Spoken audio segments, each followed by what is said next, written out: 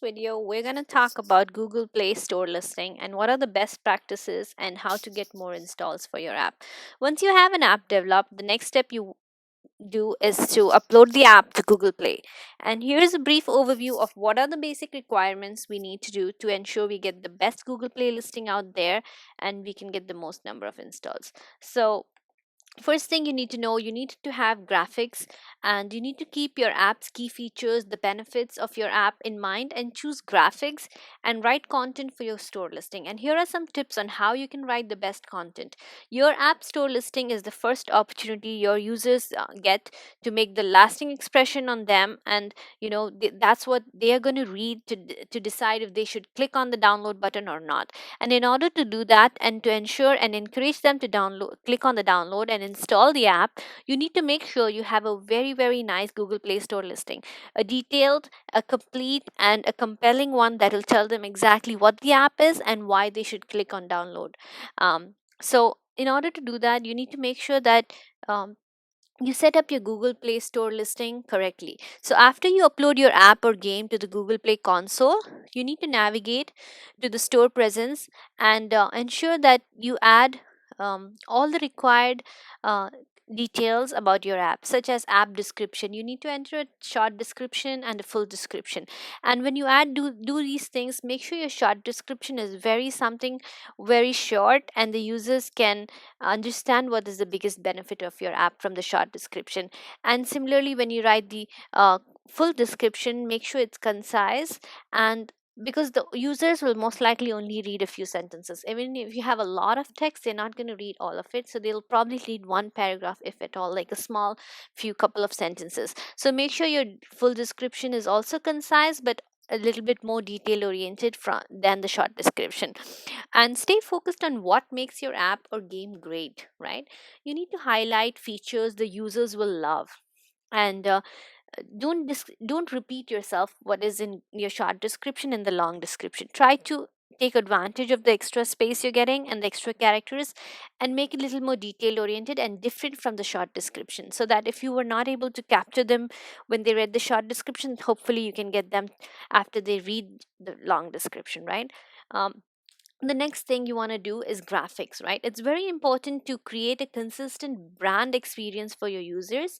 So make sure you use similar or complementary elements and styles in your graphics, right? Make sure the colors are same across the app experience, right? And minimize the use of text in your apps, in graphics, right? Within the graphics, I mean, like, don't have a lot of text inside the images, right? And also make sure your listing looks great on multiple screen sizes, right? And when you upload your app to Google Console, they do give you an option of uploading graphics for different sizes of how it would look on a tablet or how it would look on different devices. So make sure you do that and you have the right it looks great and you have that exact pictures for the different multiple screen sizes, right? And design it for scale and keep important that elements should always be in the center of the graphics. That's what Google's recommended policy is also, and so ensure that you do that. There is also an opportunity for you to add a YouTube or a video trailer of your app. Make sure you do that also when you upload your app to Google Play console. um, Again, so do these things. Make sure you do the description, make sure you do the graphics, and add the screenshots. Use taglines in your screenshots if you can and if it's absolutely possible to use it, but don't make it like too much text in your screenshots, okay? um, and then you can also do actually, another thing you can do is you can do like provide separate screenshots for different languages. So if you do upload your app and you choose to like customize it to locale based on location of the user, you can actually upload screenshots and graphics that are for different countries and for different users. So you can do targeting on that. I'll talk more about that in later on, but these are really great opportunities and you should use that. Your store listing is everything, right? I mean, before we used to have this website search engine optimization for websites. But now store listing has to be thorough and perfect in order for you to be able to get more installs of your apps. The other thing you do get to choose is the category and the tag and the tags for your apps. There is a limitation of 5 tags that Google will allow, and so you need to make sure you do the best tagging for your app, right, or game. And there's also, like I mentioned, there's translations. You can add translations for your app's information along with in language screenshots and other graphic assets to provide a localized experience for your users around the world. So ensure you do that. It does cost you a little bit to do translations if you decide to buy the translations, but if you do have the translation text, you can simply upload that to Google Play Console. But if you don't, then there is an option in Google Play Console where you can say, this is the text I want to be translated, and they'll give you a price right on the screen, and if you agree to it, you can decide to pay for it and do it. mm. What else? The other important things are, make sure you comply with Google Play policy, right? That's very important, because if your store listing is not like in compliance with Google's Play policy due to any of the reasons. I mean, reasons can be like, if you have graphics that were from a different app developer, they might flag you for that. So try not to do those kind of things. If you are decepting the users, or if you have any kind of impersonation or malicious apps or something like that, then you might get flagged. So there are a couple of policies to make sure you ensure you do that correctly. Otherwise, Google will flag your app, and then you'll have like 7 or 14 days to rectify it. And if you still don't rectify it, they might delete your app from App Store, from the Google Play Store. So okay, so yeah. um, so those are the things. You can read more about the Google Play policy online on their Google site.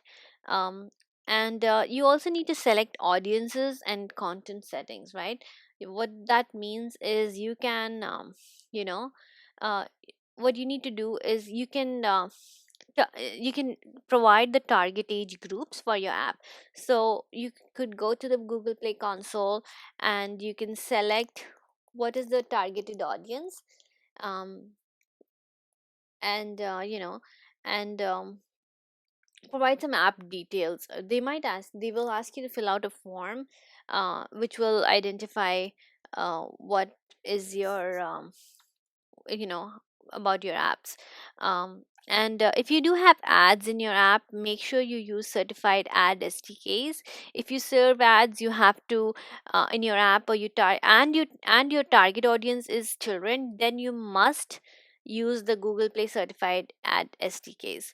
If your target age groups only include children, then you must certify all ads in your app are from the Google Play certified ad networks and are suitable for all audiences, including families and children. So do that, okay? Um, what else? The other thing I want to say is, how do you analyze and explore your app? Get insights on on where your users are coming from, and then you can conduct tests to identify which store listing aspects work better for you. So there is something called experimenting on store listing. So what this allows you to do is, it allows you to like choose what versions of the store listing should be shown to users from which countries. And this is very important, because different countries, and this is where the localization and the translations and things like that come in, and this is where you can actually choose which graphics you want to be shown. Then you can do some testing and experimentation on the graphics, where you decide to show like a certain new graphics and see if that appeals more to users. And obviously the app icon and the graphics are very important, play a very important role in whether your user will download the app or not. um, so you can play around with the experimentation of the app icons and those kind of things. And you can explore the overall acquisition performance with a store analysis report. There is an inbuilt store analysis report that can help you, and you can configure. It tells you the traffic sources where your app installations are coming, the high level acquisition insights it can give you. It can also do some analysis on, like, evaluate on how the changes to your store listing have affected the conversion rates, and review. And it also gives you like a review of the Google Play search terms that were driving the most visits to your, to see what users are most interested in and things like that. You can also track the performance of your, if you have UTM'd your campaigns, you can do that. So those are some amazing things that you can do in addition to those things. And last but not the least, may you can always track and track your installs, uninstalls, the trends, and the engagement with Google Play Console statistics, right? So in the, you can see the app statistics. For example, you can see installed audiences will, they will give you the insight on how many users have actually installed your app at least once on one device. You can compare that result to other apps, in similar apps in the Google Play Console.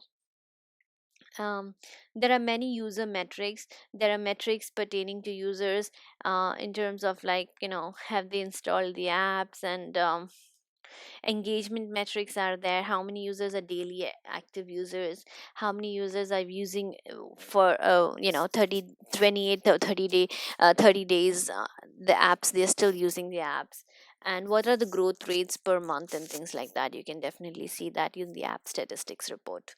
um, and that's it. Hope you have fun, and a successful launch. And one of the best things that recently Google also announced is that make sure you plan on publishing your app and give it enough time, because they do have a review cycle, and the review is not uh, automated or done by machines. Those are in person humans sitting and reviewing the app. So when you're about to publish your app, do give it like a 7 to 14 days time for review, because it does take time for them to review, and in case there is anything that they do flag, that will give you enough time to fix it, and get your app published on the right time. So thanks for watching.